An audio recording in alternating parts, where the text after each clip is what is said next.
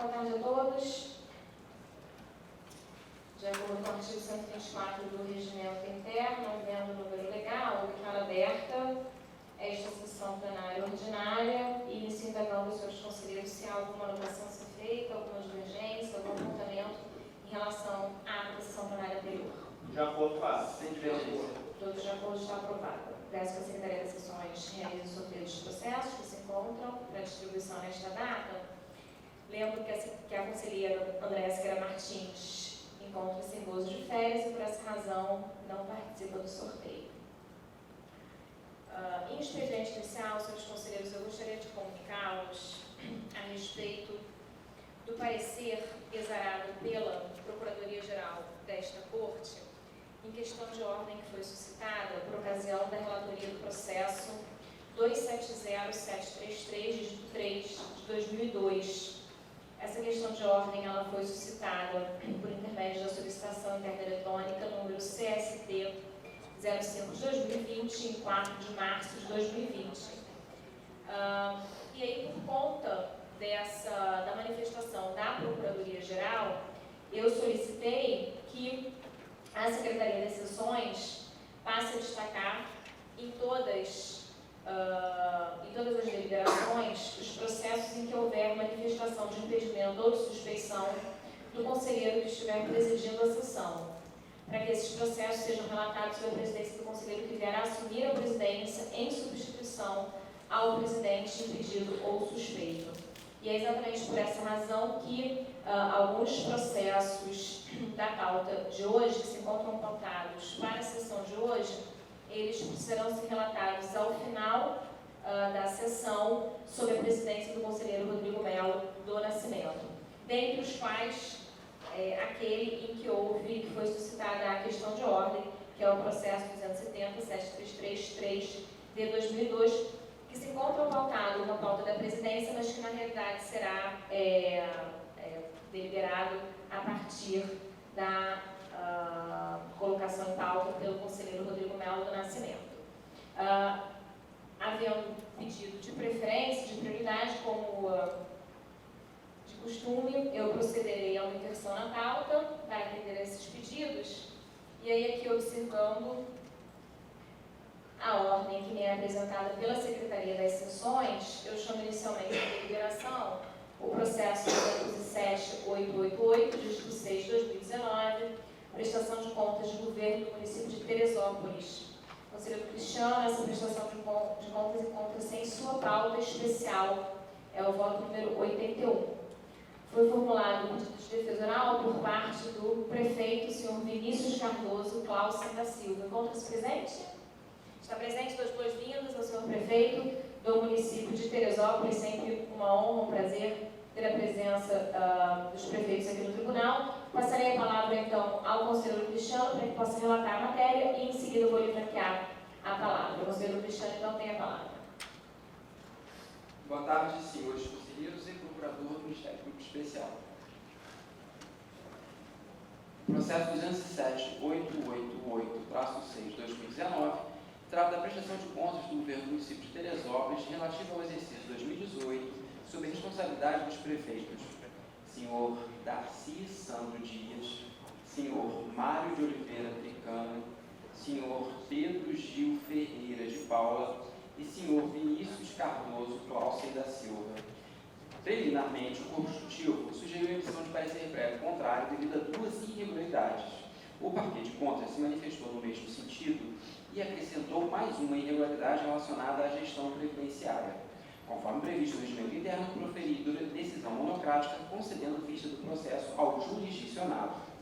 O responsável compareceu aos autos e apresentou tempestivamente sua defesa, que deu origem ao documento TCRJ número 5876/2019.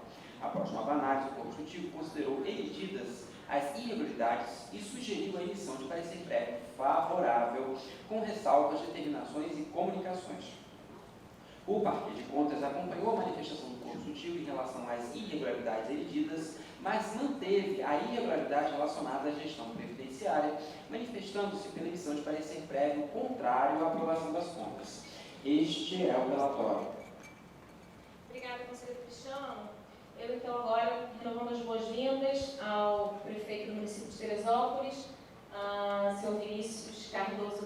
Silva, eu passo a palavra para a sustentação, para os esclarecimentos que desejar realizar.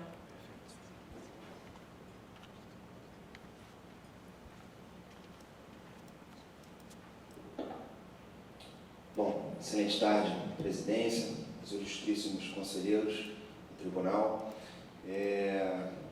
Sou nascido em Teresópolis, enfrento uma política muito questionável em nossa cidade. Nós tivemos 7 prefeitos nos últimos 7 anos em Teresópolis, como bem fez a oratória do Dr. Cristiano. Só no ano de 2018 fomos 4 prefeitos. E essa situação, assim que assumi no dia 4 de julho de 2018, nós tínhamos, naquele momento, 72% do orçamento comprometido em apenas 6 meses, nos restando apenas 28% do orçamento para se completar o segundo semestre. Durante o período eleitoral, o que nós tínhamos como informação é que o município só teria capacidade orçamentária para quitar o salário dos aposentados até o mês de agosto e dos ativos até o mês de outubro. Arregaçamos as mangas, como um filho da terra. Sou um outsider, não sou um político de carreira, sou um empresário que construí minha vida em Teresópolis, montei uma equipe técnica de gestão e partimos para o trabalho. Nesse período, o município se encontrava com 4 folhas de salários atrasados e num ciclo de 4 anos de atraso de salário. E em 2018, nesse primeiro semestre de governo, no meio de um mandato, numa eleição extemporânea, onde o nosso prefeito tinha sido cassado pela modulação da ficha limpa, reuni todos os técnicos, fomos para cima das despesas, das receitas, tocar o município de uma forma técnica, trazendo ali conceitos da gestão privada para o meio público. Conseguimos muitos êxitos. No ano de 2018, fechamos o ano pagando 16 folhas de salário, interrompendo assim um ciclo de 4 anos de atraso salarial. De uma maneira surpreendente, mas com muitas dificuldades. Dificuldade essa que o Ministério Público aponta na aprovação das contas de 2018 sobre a questão previdenciária. Pagamos dívidas de 2016 na casa de R$9.300.000 para que então tivéssemos um superávit orçamentário e assim quitar os salários dos aposentados. Fato esse que gerou a falta de pagamento das verbas patronais, onde as mesmas foram quitadas em 2019 e durante o ano de 2019 nós demos também plena quitação em todas as obrigatoriedades patronais. Fechamos um ciclo com muita dificuldade, onde destaco também que assumiu o município com 179 milhões de precatórios, o segundo maior estoque de precatórios do estado do Rio de Janeiro.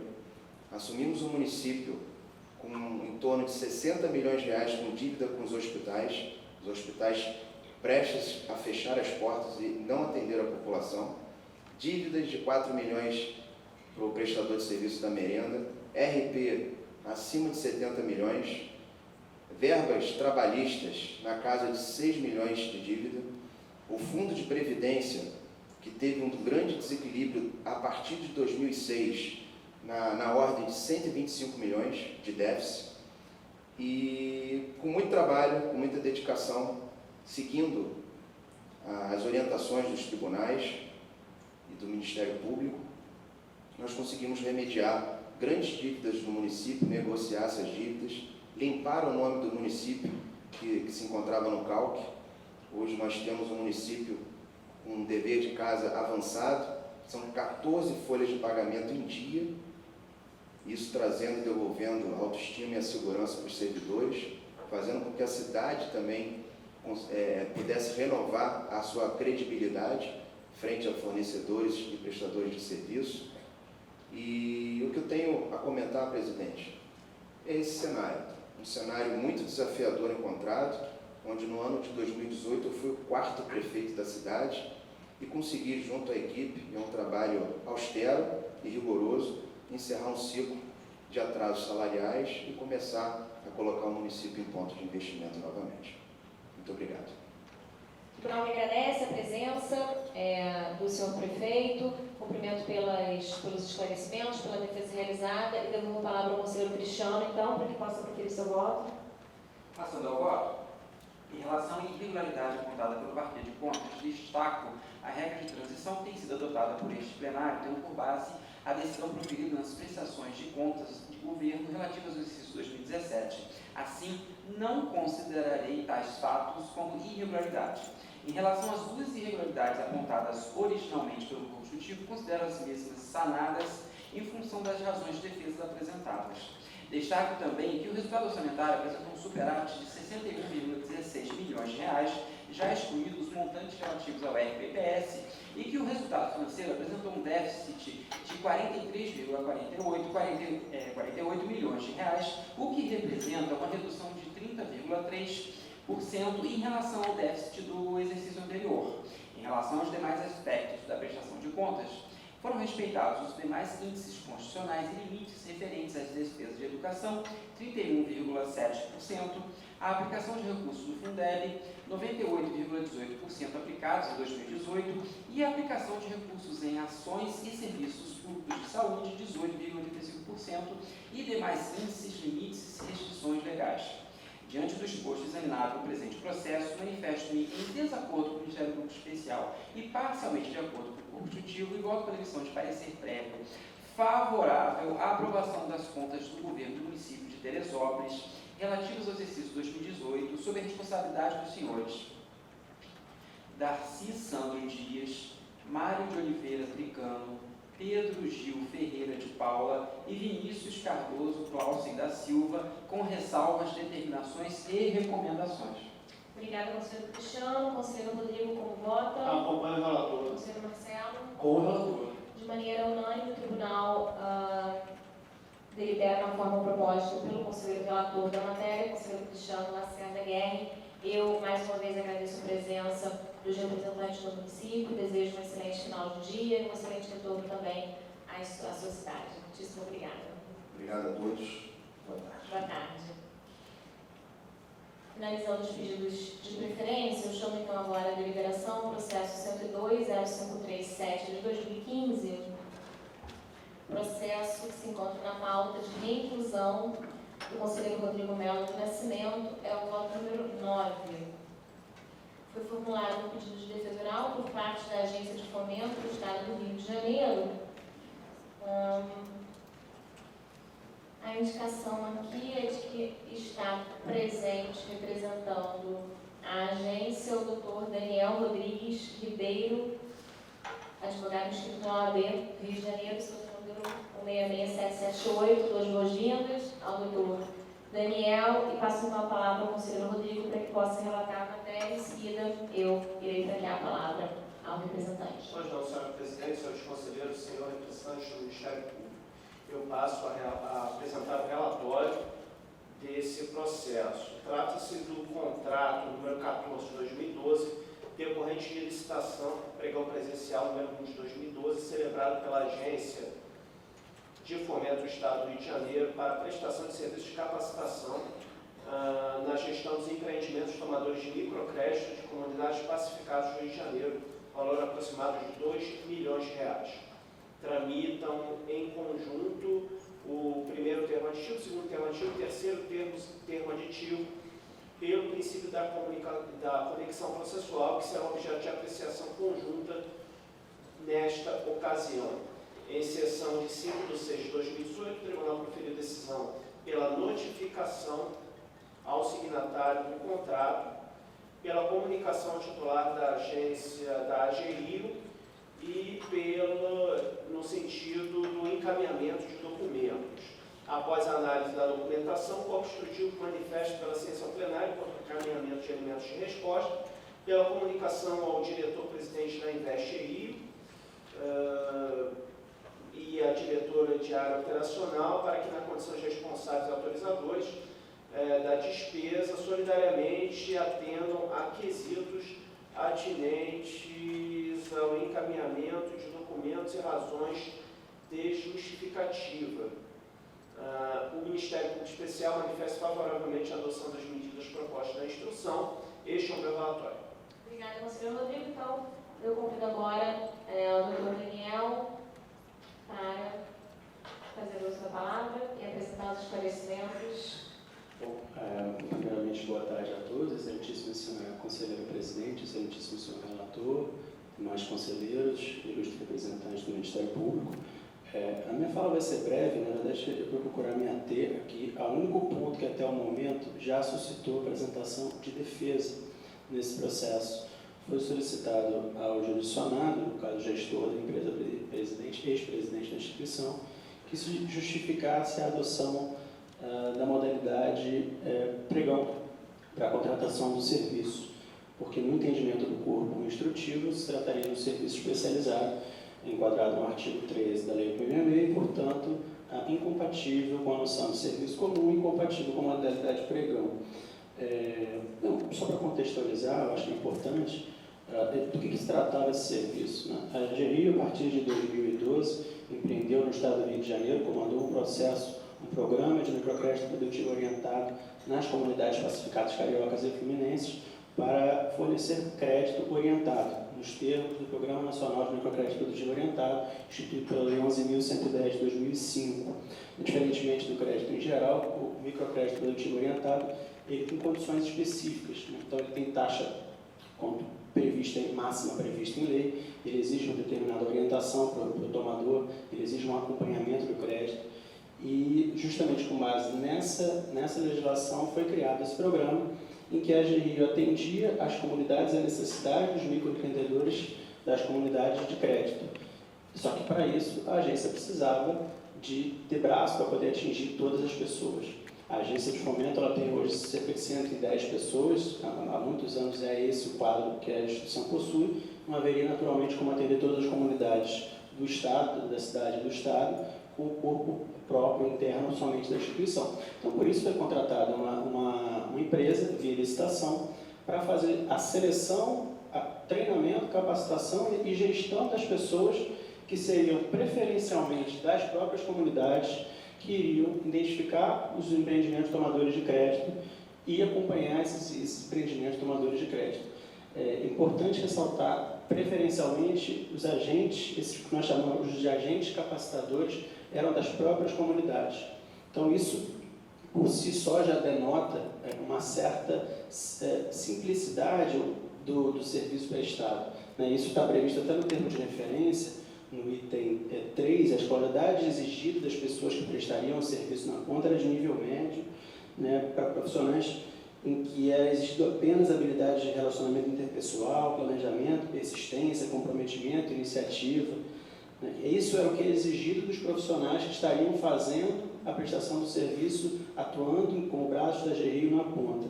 E os próprios serviços exigidos da empresa contratada se restringiam a coordenar e acompanhar os trabalhos, promover a divulgação, realizar reuniões, apresentar relatórios, que são todas as especificações que nós consideramos usuais no mercado.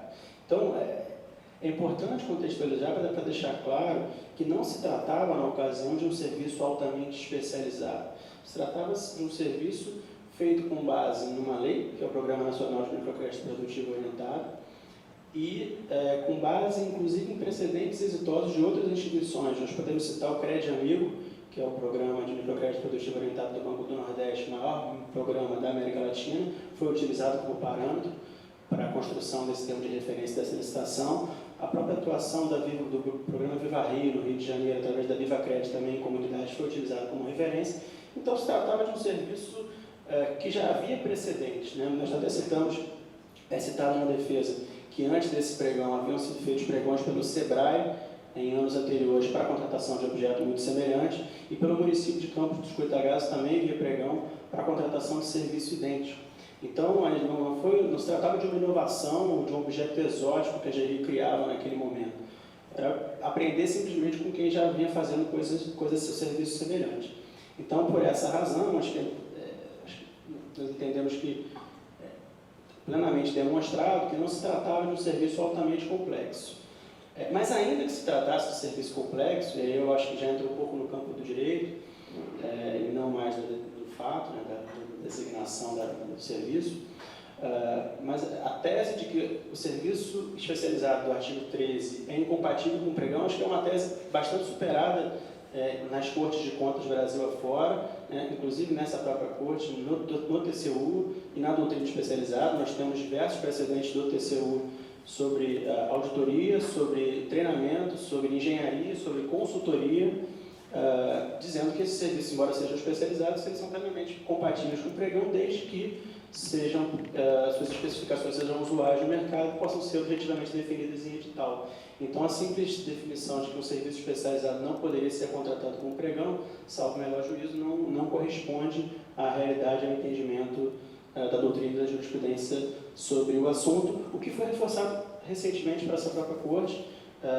No início do ano, nós tivemos um julgamento de uma resposta a uma consulta sobre engenharia, né, e o entendimento da corte foi justamente de que não há incompatibilidade entre contratação de serviço de engenharia via pregão. Isso decorria, salvo engano, de uma orientação do Conselho de Engenharia ou algo semelhante, de que não seria possível contratar serviço de engenharia via pregão, e em resposta à consulta, o tribunal disse não há incompatibilidade nenhuma entre esse serviço, que é um serviço especializado, e a adoção da modalidade de pregão. Então, por essas razões, seja porque o serviço não era altamente especializado, seja porque não há incompatibilidade entre o serviço especializado e a adoção da modalidade de pregão, nós estamos justificado essa questão e, portanto, requeremos que seja julgado procedente a defesa elaborada pelos jurisdicionados. Muito obrigado. Boa tarde. O tribunal que agradece a presença dos esclarecimentos e eu retorno, então, a palavra ao conselheiro Rodrigo. Senhora Presidente, após o exame dos autos, passando pelo voto, eu verifico que o processo ainda se encontra em fase instrutória, não tendo havido ainda a decisão quanto ao mérito.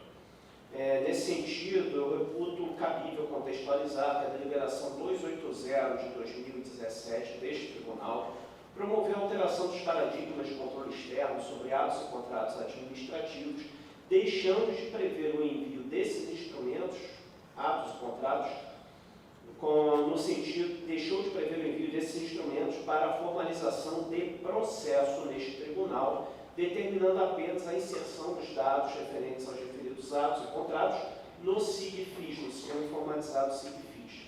E a mudança exatamente visou a priorização das atividades de verificação in loco desses atos por meio de auditorias, selecionados para exame conforme critérios de materialidade, relevância e risco.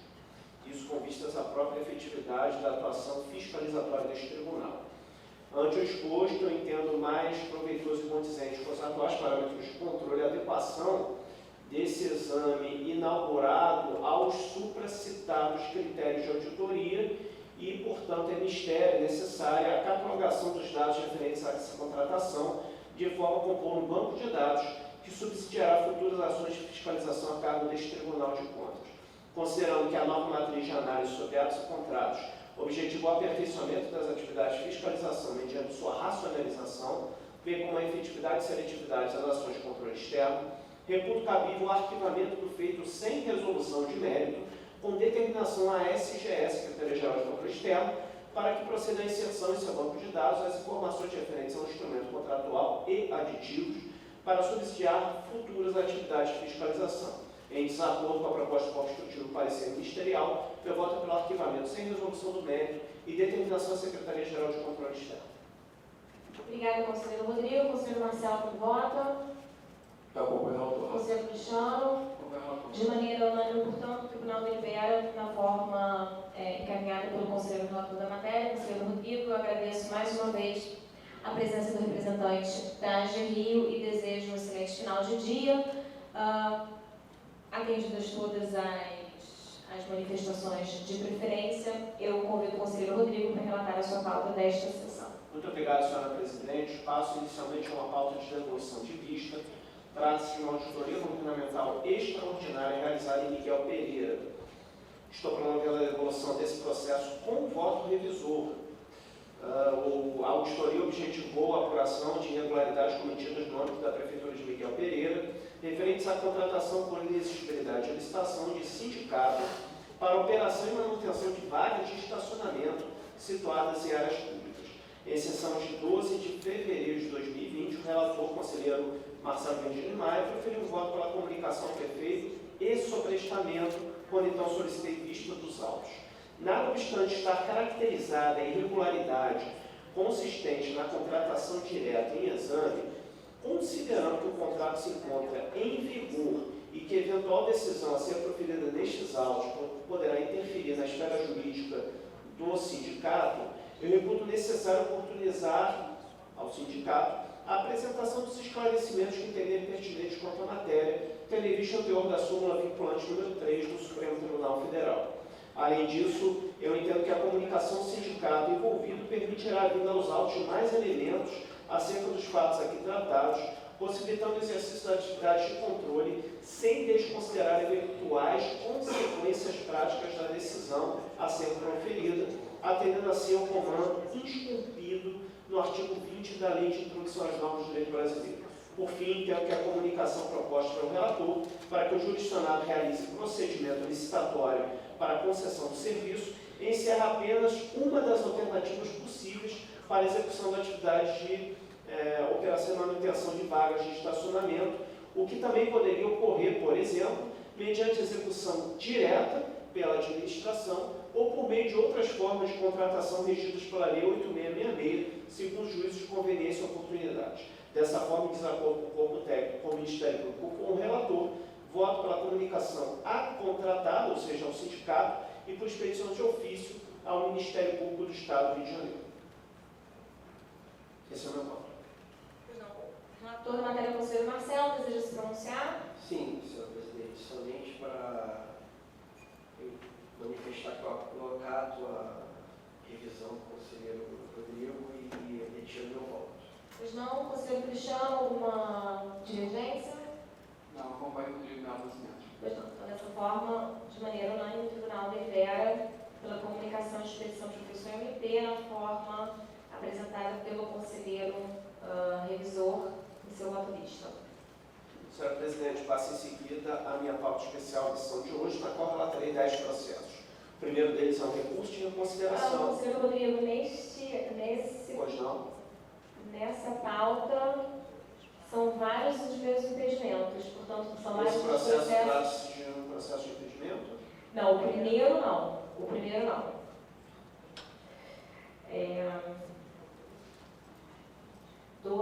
Olha só, os votos. 2, 4, 5, 4 a 9. Na verdade, nessa pauta somente poderemos deliberar agora, sob a minha presidência, os votos número 1 e 3. 1 e 3. Pois não. Passando ao processo cujo voto número 1, um recurso de reconsideração em face de decisão proferida em processo de comunicação que cuida de encaminhamento de contratos e termos aditivos referentes aos anos de 2015 e 2016. O voto para o conhecimento do recurso com diligência interna para que o corpo instrutivo se manifeste quanto ao atendimento, ainda que intempestivo, à decisão plenária que seja a aplicação de multa. O voto é pelo conhecimento e diligência interna. Pois não, há alguma divergência? Sem divergência. Aprovado. Passando ao processo de voto número 3.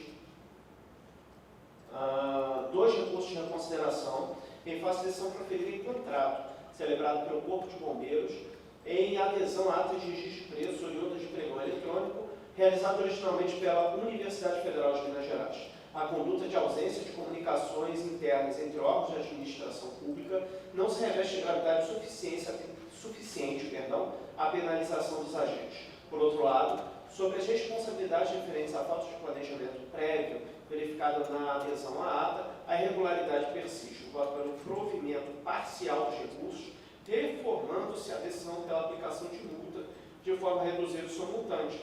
Voto pelo conhecimento, provimento parcial, cancelamento de acordos e aplicação de novas multas em patamares inferiores. Há alguma divergência? Sem divergência. Aprovado. Encerro assim a pauta especial, os demais processos serão relatados ao final desta sessão. Pauta de reclusão também já foi relatada no início dessa sessão. Passa a minha pauta ordinária, me parece que também há votos Também a há processos com a também há impedimento de Vossa alguns Excelência. impedimentos. Mas Vossa Excelência, sendo pauta ordinária, Vossa Excelência deseja Não deliberar desejo fazer nenhum em relato conjunto? individualizado. Pois não, então dessa forma, com exceção dos votos cujos números são 2, 3, 18, 20, 23, 24 e 29, com exceção desses que eu acabei de mencionar, conselheiro Cristiano, alguma divergência, alguma anotação, algum pedido de vista? Sem divergência. Então estão todos aprovados. Os demais serão relatados ao final. Em seguida, senhora presidente, passa a minha pauta ordinária complementar.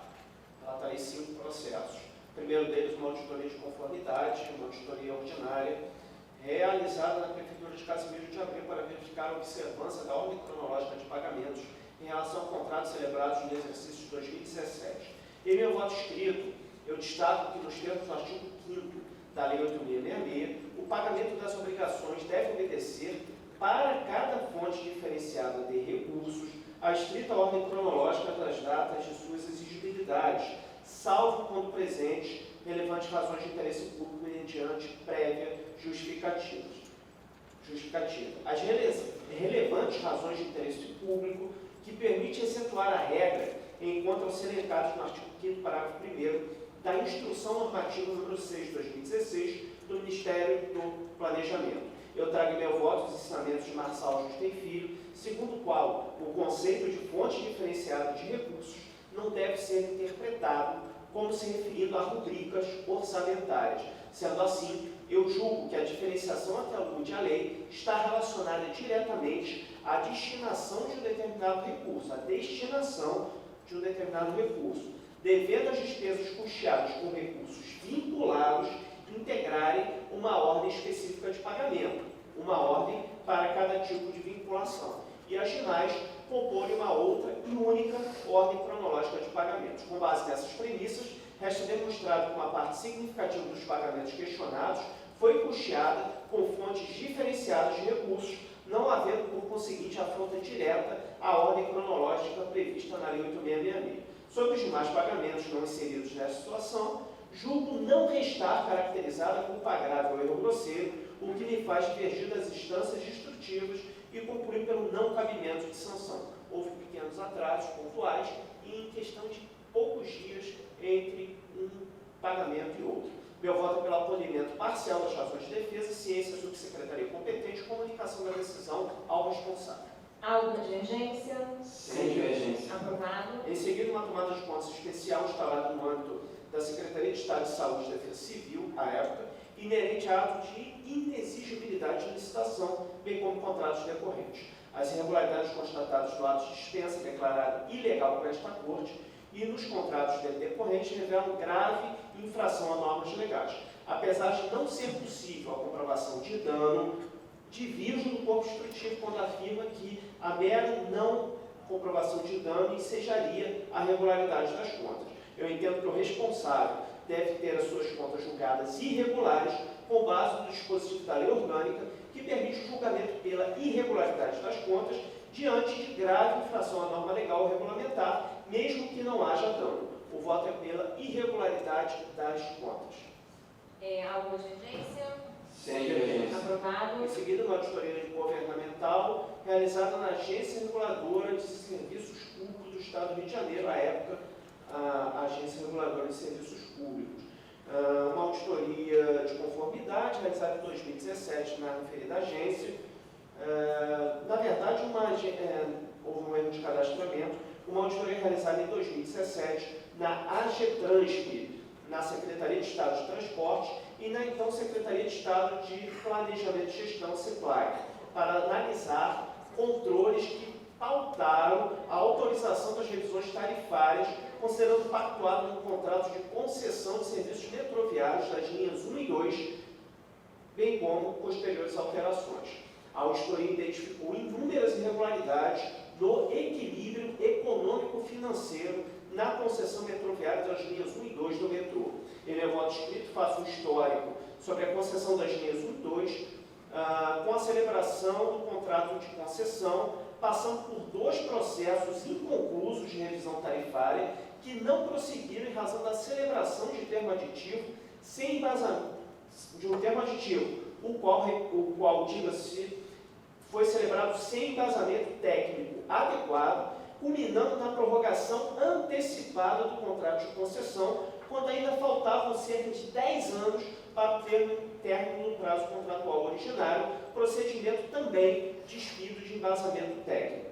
O processo está em fase de abertura de contraditório, o voto é pela expedição de determinações, ganhando relevo aquelas direcionadas à AGETRANSP, por notificações e essas determinações muito relacionadas ao adequado desempenho das atribuições legais da AGETRANSP, por notificações a diversos responsáveis, como o então governador do Estado, e pela expedição de ofício do Ministério Público à Assembleia Legislativa.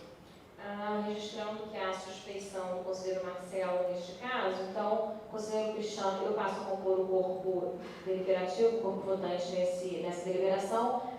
Conselheiro Cristiano, como vota? Como relator. Eu também acompanho o relator, o voto está aprovado.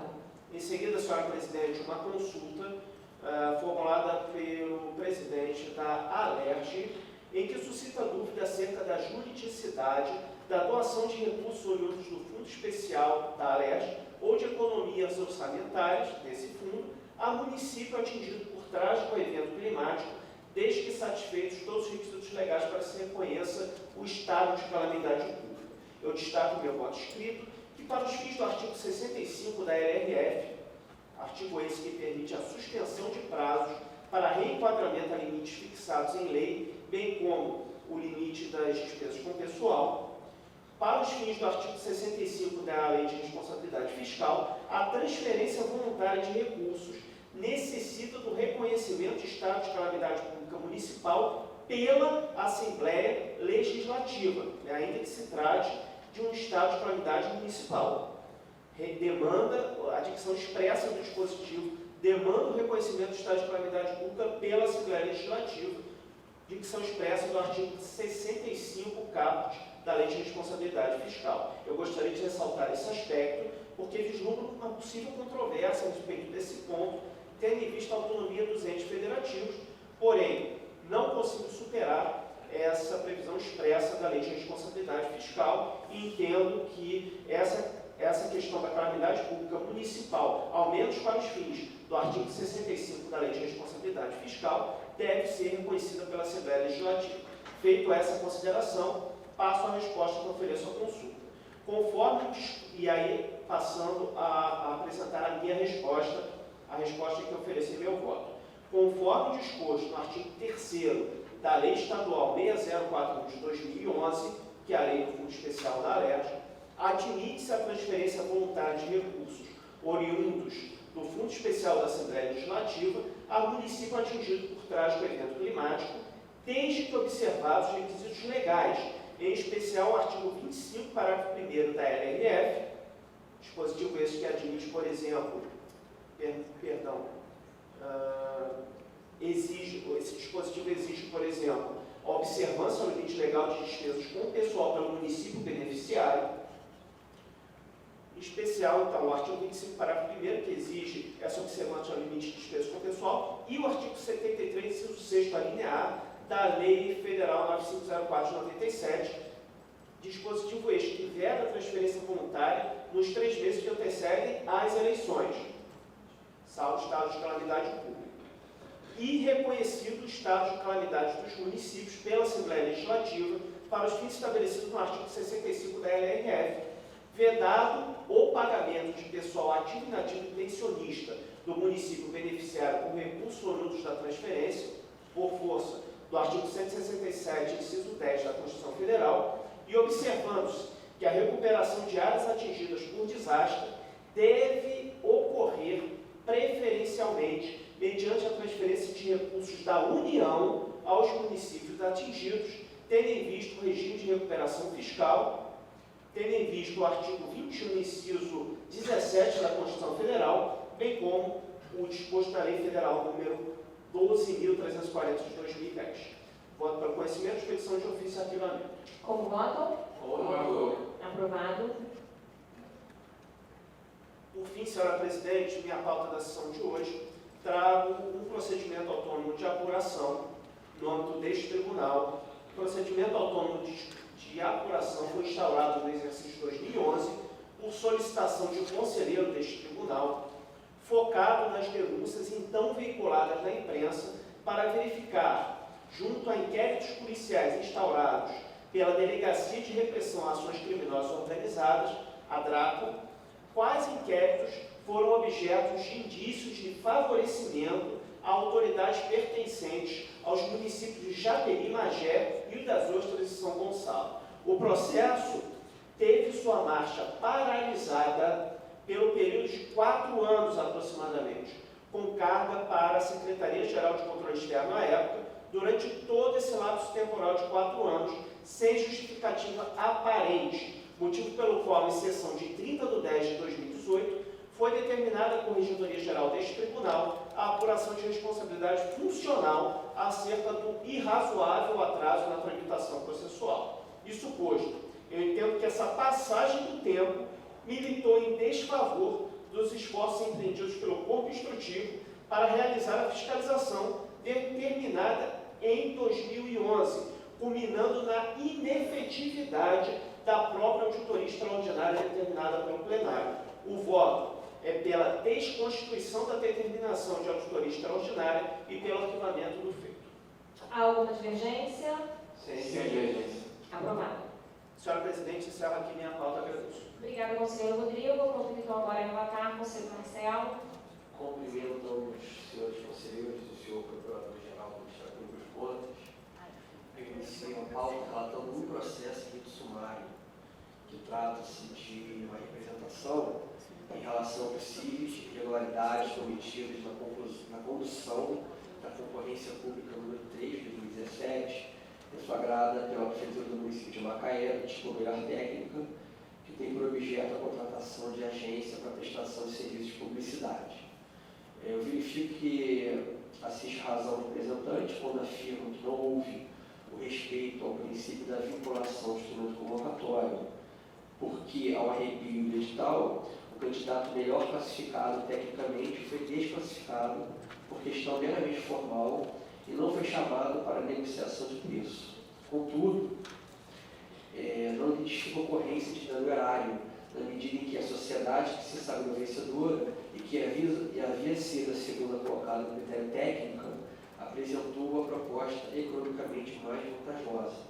Dessa forma, eu entendo pela procedência da representação e diante da notícia de que já houve celebração do contrato, eu acrescento a ciência atual do presidente da Câmara Municipal e voto por procedência, por rejeição da defesa, acolhimento parcial da defesa, comunicação, ciência, determinação, indeferimento e expedição de ofício. Conselheiro Cristiano, está de acordo? De acordo. Conselheiro Rodrigo? De acordo. Está aprovado.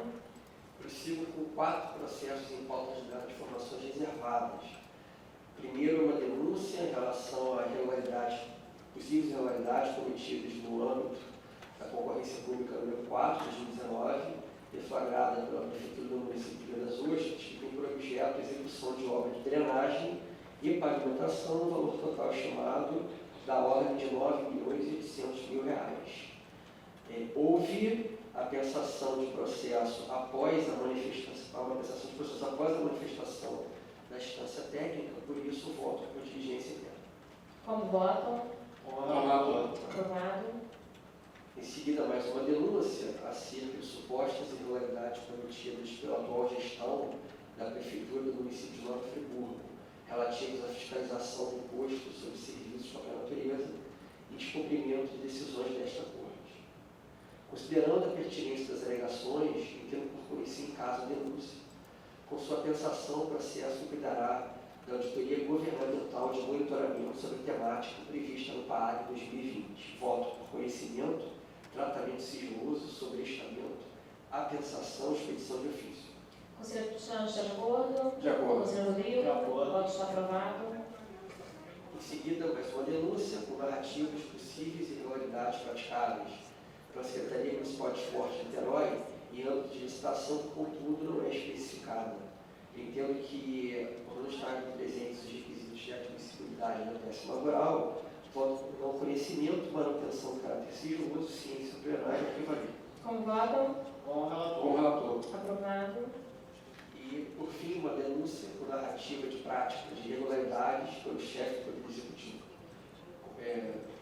do município de Mangaratiba, concedentes à nomeação em cargos comissionados de funções gratificáveis e conseguinte descumprimento dos limites da LRF relativos à despesa com pessoal e potencial impacto sobre o Fundo Previdenciário Municipal. Considerando que os fatos narrados são objeto de frequentes fiscalizações por parte desta Corte, eu entendo que tais informações devem ser inseridas no banco de dados desta Corte, a fim de subsidiar várias futuras, e voto por conhecimento parcial, levantando do caráter sigiloso, procedência, ciência plenária, expedição de ofício e arquivamento. Alguma divergência? Sem divergência. Aprovado. Com isso, senhor presidente, termino minha pauta por hoje e vou falar para Vossa Excelência. Obrigada, conselheiro Marcelo. Convido então agora o conselheiro Cristiano a fazer uso da palavra e relatar a sua pauta. Passo para a pauta especial, na qual relatarei 92 processos. O primeiro deles é um recurso de reconsideração interposto pelo senhor Max Rodrigues Lemos contra a decisão que recusou o registro dos contratos de trabalho por tempo determinado e aplicou multa ao recorrente. Quanto à admissibilidade da peça recursal, constato que o apelo foi interposto dentro do prazo conforme cadastro no sistema, razão pelo qual o processo deve retornar à instância instrutiva para análise do mérito. Nesse sentido, voto pelo conhecimento e diligência interna. Alguma divergência? Sem divergência. Aprovado. Em seguida, passarei a relatar em conjunto os votos 2 a 80 desta pauta devido à similitude da matéria tratada. Tratam-se de recursos de reconsideração interpostos pelos senhores José Augusto Gonçalves, Márcio Lúcio Benfica Fernandes, Marcos Antônio da Silva Toledo, contra decisões que recusaram registros de contratos por tempo determinado, com a consequente aplicação de multa aos recorrentes. Nestes processos, entendo que o Corpo Executivo deve proceder à análise meritória dos recursos, uma vez que são tempestivos. Isto porque a aferição de tempestividade deve levar em conta a data da postagem da peça recursal na agência do Correio. Dessa forma, neste conjunto, voto pelo conhecimento dos recursos e diligência interna. Alguma divergência? Sem divergência. Aprovado. O processo 81 já foi relatado no início da sessão. Passo então para o seguinte, que recebeu o voto 82, que trata de recursos de reconsideração interpostos pelos senhores Alexandre Reis Gitarri da Silva e Luiz Francisco Romeiro Leal contra a decisão que declarou a ilegalidade de contrato e de seu termo ditivo em apenso e aplicou multa aos recorrentes. Após letivo exame dos autos, verifico que as alegações dos recorrentes não lograram êxito em infirmar a decisão deste tribunal. Assim, nos votos 82 e 83 desta pauta, voto pelo conhecimento, não provimento, comunicação e remessa. Alguma divergência? Sem Sem divergência. divergência. Aprovado.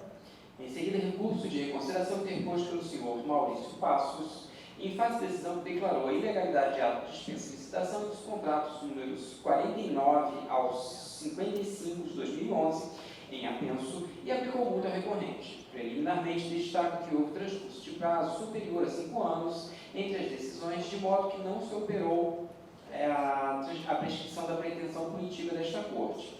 Quanto à alegação de cerceamento do direito de defesa, não restou caracterizada a inviabilidade de obtenção dos documentos e esclarecimentos necessários. Dessa forma, nos votos 84 a 91 desta pauta, voto pelo conhecimento, não provimento, comunicação e remessa. Todos de acordo? De acordo. Aprovado. Em seguida, recurso de reconsideração interposto pelo senhor Mauro César de Castro Soares, contra a decisão que lhe aplicou multa pelo não atendimento à decisão desta Corte. Após análise, vê-se que o recorrente não traz aos autos elementos novos que possam interferir no resultado do julgamento, motivo pelo qual voto pelo conhecimento, não provimento e comunicação. Estão todos de acordo? De acordo. Aprovado.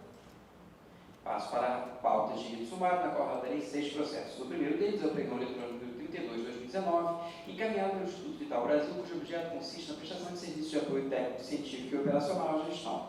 O corpo jurídico, após análise da documentação remetida, atesta o atendimento parcial da decisão plenária anterior, sugerindo nova notificação ao jurisdicionado. Ocorre que os itens não atendidos envolvem aspectos essenciais atinentes à legalidade do certame, uma vez que se referem à apresentação das razões de defesa por terceirização irregular por meio de contrato de prestação de serviços e o outro, a ausência de identificação nas planilhas de informação de preços da data base do orçamento. Portanto, ante o risco de ser a futura contratação ilegal, oriunda de licitação dos moldes ora apresentados, entendo pela declaração de ilegalidade, afigurando-se as irregularidades apontadas como suficientes para conduzir a anulação do certame. Assim, voto pelo não acolhimento das ações de defesa, declaração de ilegalidade do edital, comunicação e ciência ao jurisdicionado. Há alguma divergência? Sem divergência.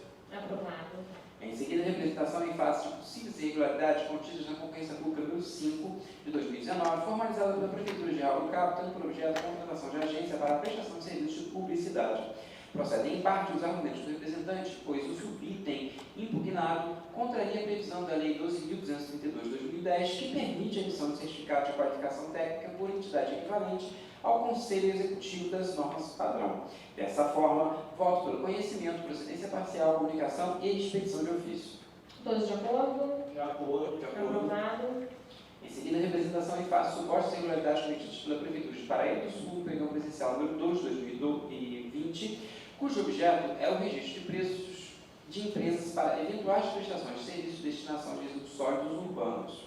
Em relação ao questionário de que a apresentação de licença de operação em nome de terceiros possibilitaria a subcontratação dos serviços licitados, foi esclarecido nos autos que o certame se destina apenas à seleção de um aterro sanitário, não incluindo outros serviços que possam caracterizar a irregularidade apontada. Nesse sentido, voto pelo conhecimento de procedência, comunicação, expedição de ofício e arquivamento. Como votam? Com relator. Aprovado. O processo seguinte é a concorrência pública número 11 de 2019, encaminhado pela Prefeitura de Macaé, tendo por objeto a execução de obras de sistemas de drenagem de águas pluviais e urbanização do bairro Aroeira. Tendo em vista o atendimento à decisão plenária anterior, voto pelo conhecimento digital, determinação e arquivamento. Há divergência? Sem divergência. Aprovado. Em seguida, a representação em face de supostas irregularidades cometidas pela Prefeitura de Macaé no pregão presencial número 2 de 2020, cujo objeto é a alocação de equipamentos de fiscalização eletrônica. No mérito, assiste razão ao representante, uma vez que a administração municipal deve permitir que os licitantes apresentem propostas utilizando tecnologia intrusiva e não intrusiva, de forma a não restringir a competitividade do certame. Dessa forma, voto pelo conhecimento em caso, ciência plenária, manutenção da tutela provisória, procedência, comunicação e expedição de ofício. Como votam? Com relator. Senhora Presidente, eu peço bem, mas gostaria de solicitar a vista. Pois não, o conselheiro Marcelo deseja manter seu voto ou aguardar a Eu vista? aguardo, mas se tem uma dúvida, senhora Presidente, são os dois processos, votos 4 e 5? Não, eu voto sim. Só o 5. Só o 5. Ah, sim. Tá. Desculpa. Eu retiro meu voto aguardo. Pois não, vista conselheiro no Tribunal do Nascimento. O voto 6 é a concorrência pública número 22 de 2019, caminhada pela SOMAR, cujo objeto é a construção e instalação de arrecife artificial multifuncional móvel entre as ruas 1 e 5 na Praia da Barra de Maricá. O jurisdicionado informou a revogação do certame sem comprovar a publicação do ato, razão pela qual voto pela comunicação. Como votam? Com relator. Com relator. Aprovado. Na pauta ordinária, trago o ofício regularizador das contas do governo do município de Teresópolis, no qual voto pela ciência ao plenário, desapreciação e arquivamento. Há divergência? Sem divergência. Sem divergência. Aprovado. Obrigada. Passo para a pauta ordinária complementar, que tem apenas um processo que trata de expediente formulado pela Procuradoria-Geral de Mesquita, que encaminha a cópia de processo administrativo instalado no município para apuração de eventual acumulação ilegal de cargos públicos. Em primeiro lugar, quanto à natureza do procedimento em exame, discorre das instâncias instrutivas, no sentido de receber a peça como representação, pois considera que a melhor técnica recomenda o formato de denúncia. Com efeito, o artigo 8º da Deliberação 266 de 2016 trata o escopo da representação de forma ampla, o que reclama adequada interpretação para estabelecer os limites de seu significado e alcance. É necessário precisar a quais fatos a norma se refere, uma vez que seu comando não pode ser interpretado sob ótica isolada, pois o direito existe como sistema de forma ordenada e com certa sincronia. Vale dizer, conjunto método sistemático, a análise deve ter natureza contextual, de modo a cotejar o preceito com as demais normas do mesmo diploma e com o ordenamento jurídico correspondente, ou seja, é a interpretação do todo pelas partes e das partes pelos todos, com o fim de alcançar a síntese e o espírito do conjunto. Nessa medida, o artigo 49 da Lei Complementar 6390, reproduzido no nosso regimento interno, constitui o principal fundamento de validade do instrumento do estudo da representação no âmbito desta corte, e ressalto. Foi ele que serviu de base para a regulamentação do meio eletrônico de denúncias e representações através da referida deliberação 266. Portanto, reafirmo o entendimento do conselheiro Rodrigo Melo do Nascimento, manifestado nos autos do processos 227, 475, 2017 e 206, 204, 2019, que estabeleceu de forma precisa a distinção entre os institutos da representação e da denúncia. O eminente conselheiro defendeu, em essência, que a denúncia tem por finalidade a apuração de notícias relacionadas a temas genéricos e a representação, por seu caráter exclusivo, de irregularidades afetas ao Estatuto das Licitações. Logo, por verificar que a acumulação de cargos por servidor é assunto estranho à Lei 8666 de 93, concluo pela inadequação da via eleita pelo conjuntivo. Cabe aqui, em meu juízo, o procedimento da denúncia, que é o instrumento apto ao exame de matéria residual, razão pela qual assim recepciono o expediente em apreço. Em sede de admissibilidade, não obstante certa insuficiência na qualificação do denunciante, mas tendo em vista a correta identificação do autor e o preenchimento dos demais requisitos, e tendo cabível o conhecimento em caso. Quanto ao mérito, discordo do arquivamento proposto pelo conjuntivo e endosso o sobrestamento sugerido pelo Ministério Público de Contas para que seja notificada a este tribunal a conclusão do processo administrativo em curso no município, a fim de instruir eventuais ações de controle. Assim, meu voto é pela recepção da peça com denúncia e seu conhecimento em caso, pelo sobrestamento do exame de mérito até a conclusão do aludido procedimento de apuração, pela comunicação do denunciante para a ciência e devidas providências e pela ciência à Secretaria-Geral de Controle Externo para exame da natureza procedimental de futuros expedientes, à luz das balizas técnicas dos institutos da representação e da denúncia estabelecidas nos processos 227, 475, 2017, 206, 204, 2019 e ratificados nesses autos. Este é o voto. Alguma divergência? Sem divergência, presidente. Com a devida feita, eu peço vista. Então, o conselheiro Rodrigo aguarda a devolução.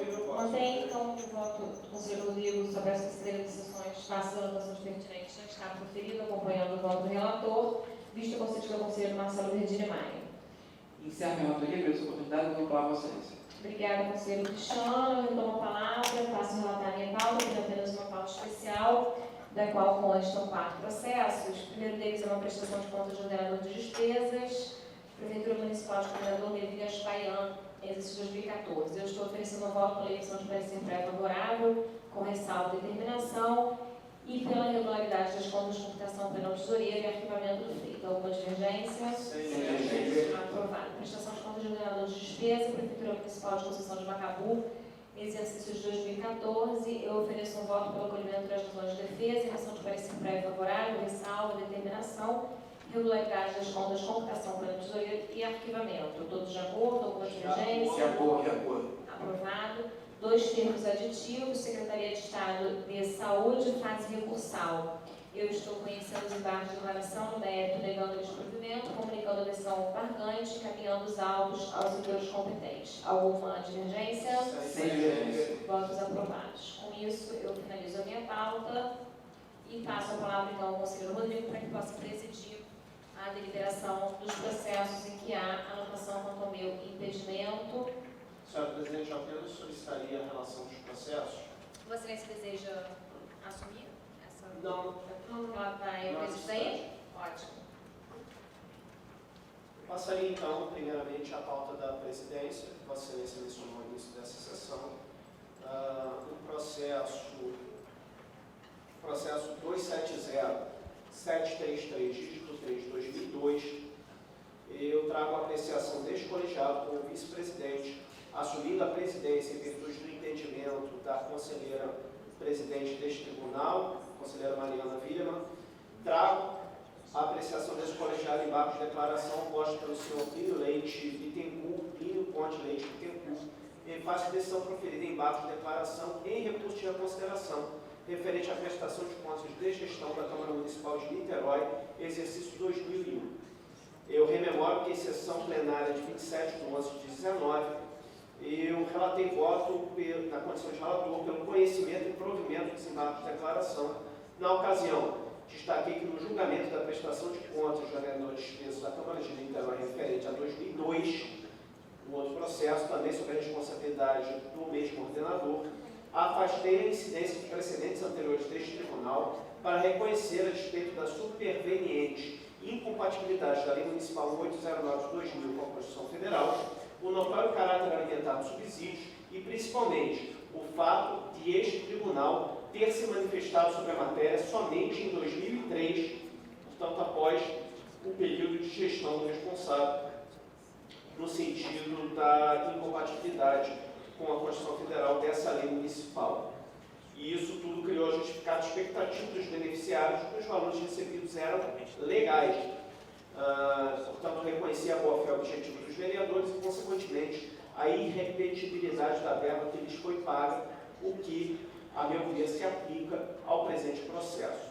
Na mesma sessão plenária de 27/11/19, o eminente conselheiro Marcelo Verdini Maia solicitou vista do processo, devolvendo o feito em sessão de 12/2/2020, quando apresentou um voto revisor pelo conhecimento e não provimento dos embargos de declaração. Ao deliberar sobre o feito, a conselheira Andréa Siqueira Martins acompanhou o voto do revisor, enquanto o conselheiro Cristiano Guerri acompanhou o voto de minha lavra. Na condição de relator, portanto, a votação restou empatada em 2-2. Diante do empate, bem como do impedimento da conselheira presidente, instalou-se dúvida sobre a quem caberia proferir o voto de qualidade, sendo o processo encaminhado à Procuradoria-Geral deste Tribunal para fins de manifestação. O parecer da lavra do procurador Denis Zimmermann ofereceu duas possíveis interpretações para o caso, à luz das regras elementares desta Corte. A primeira interpretação, segundo o procurador, seria de que, no caso de o vice-presidente atuar como relator original do processo, caberia a ele proferir o voto de qualidade, pois estaria atuando como substituto da presidente. Já a segunda interpretação é de que o regimento interno conferiria ao presidente o voto simples e o de qualidade nas matérias de que seja o relator, mas que essas matérias seriam apenas as contidas no artigo 143, inciso 1º do regimento.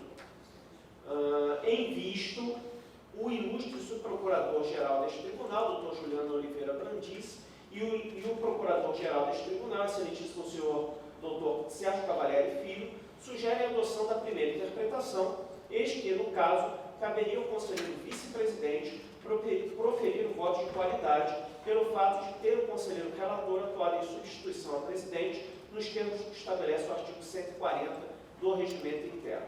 Esta, portanto, é a celeuma que se instaurou, a manifestação, segundo a manifestação da Procuradoria-Geral, caberia a mim, na presidência da votação desse processo,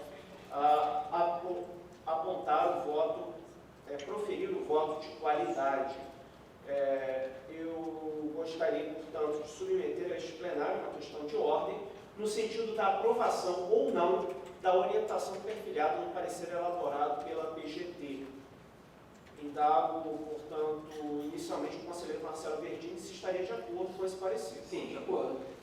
O conselheiro Cristiano Guerri. De acordo. Portanto, o parecer da PGT está aprovado por este plenário e, considerando os termos do parecer elaborado pela PGT, profiro, com base no artigo 143, inciso 2º, a linha B do regimento interno, o voto de qualidade no presente processo, no sentido do conhecimento e provimento dos embargos de declaração, com o julgamento pela regularidade das contas do senhor Plínio Ponte Leite Bittencourt, relativamente ao exercício 2001, com cancelamento do acórdão.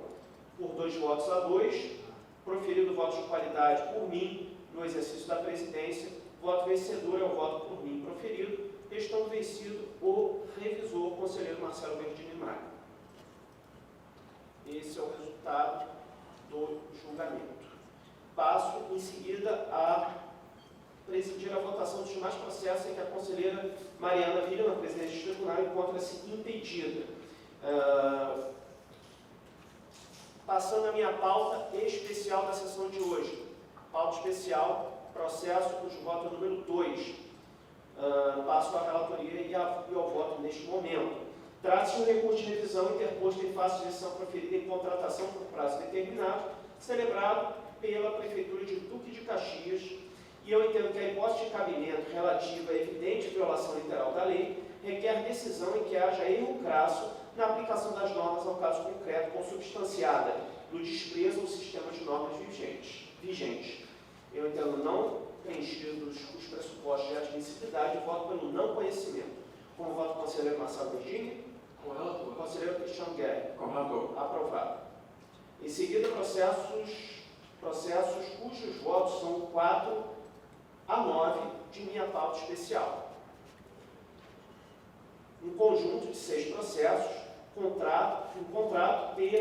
termos aditivos e recursos de revisão. Processos cadastrados dessa forma. Trata-se de um recurso de reconsideração que foi cadastrado como recurso de revisão, interposto em face, e a relatoria é conjunta de todos esses processos. Um recurso de reconsideração que foi cadastrado como recurso de revisão, interposto em face de decisão proferida em tomada de conta especial ex ofício, oriunda da conversão de contrato, celebrada entre a Companhia de Serviços de Desenvolvimento de Cabo Frio e a empresa 2 Arcos Transporte e Tratamento de Resíduos Sólidos.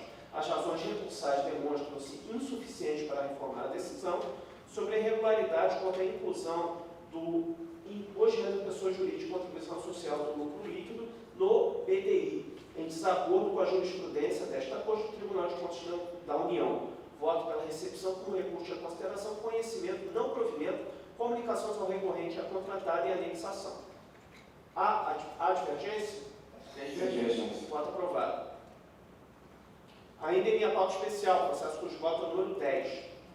No recurso de reconsideração, interposto em face de decisão proferida em contrato celebrado entre o DR e uma sociedade empresária, o administrador, em meu voto eu destaco que o administrador poderia ter atuado de forma diversa, uma vez que, alertado pelo tribunal quanto às irregularidades apuradas, optou por dar prosseguimento ao certame sem observância às normas aplicáveis à espécie. Voto pelo conhecimento, não provimento e comunicação ao recorrente. Há divergência? Sem divergência. Voto aprovado. Em seguida, senhores conselheiros, em minha pauta ordinária da sessão de hoje, trago à deliberação os processos cujos votos, também com impedimento da conselheira presidente, processos cujos votos são o 2 e 3, o 18, o 20, 23 e 24 e 29. Em todos estes processos, conforme o artigo 122 do Regimento Interno, não verifico necessidade de relatoria individualizada, porém me coloco à disposição de Vossa Excelência para quaisquer esclarecimentos ou até mesmo para relatoria individualizada de quaisquer desses processos. E dava a Vossa Excelência se estão de acordo com esses votos. De acordo. Votos estão aprovados. Encerrados os processos em que a conselheira Mariana Avelino encontrava-se impedida, nada mais havendo, agradecendo pela presença de todos, está encerrada a sessão.